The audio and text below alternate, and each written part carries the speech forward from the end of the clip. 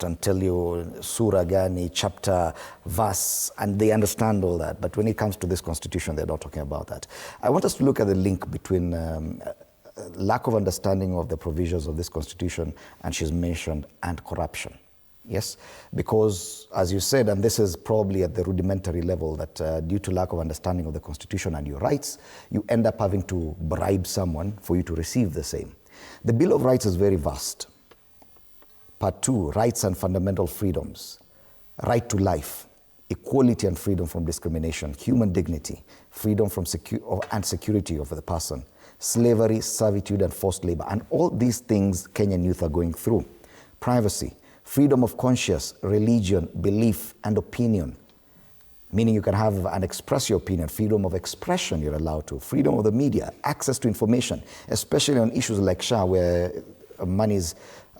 government money is being misappropriated. Political rights, all these things, assembly, demonstration, picketing, and petition, freedom of movement, and it goes on and on and on. It is so vast, yet many people do not understand how much rights they enjoy, and they end up having to bribe for this. Don't you see the correlation there? That even this fight against corruption is lost because Kenyans really don't understand how much rights they enjoy.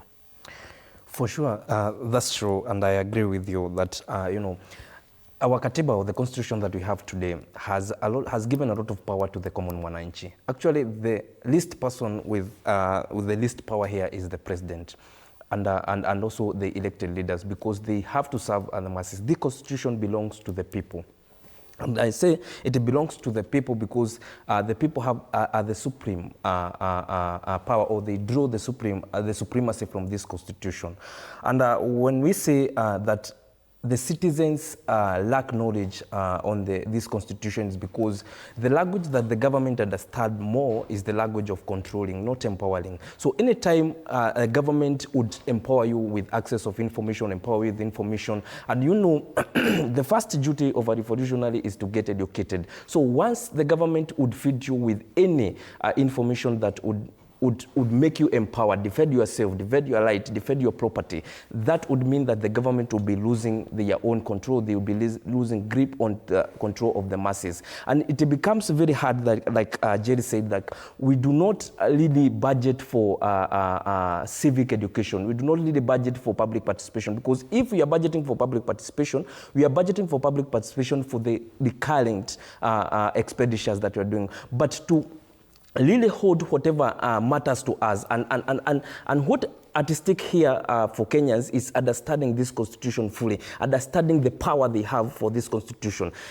And I came to learn that this constitution has given Kenyans power, because when we were in university, we were very smart in quoting the constitution, especially when we came to conflict with the police. And because, students have that vibrancy of asking the government and calling the accountable, whether by force or by negotiations. But anytime you quoted the constitution, you would feel like you are weakening, or you're putting them in their weak head.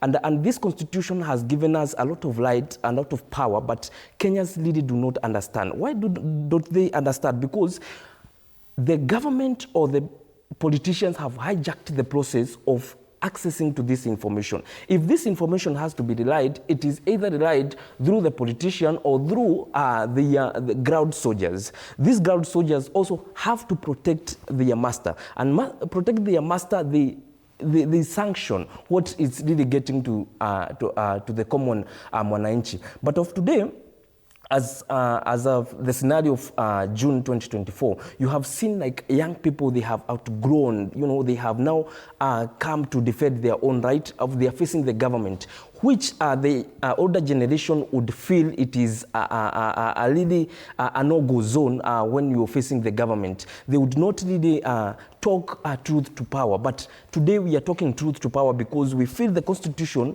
has given us that right, and it is enshrined in the Constitution. Why do you think some of the members of parliament would want to go and sanction the right to picket or the freedom picketing? Why would they want to monitor how the citizen would come to the streets to picket and protect and protest. It is because they want to actually ensure that this freedom that we are enjoying, that has given us that power to actually speak truth to those in power, they are putting them at the edge. We are putting them at a losing edge, because it is actually the Kenyans who have actually enlightened some of these members of parliament. I'm one of the person who discusses with members of parliament on issues that is going, especially legislative processes and so on. And you find that some of them really do not really understand what the constitution really entails, or they do not understand what exactly it's at stake at the constitution and the relationship between the Mwananchi and the constitution.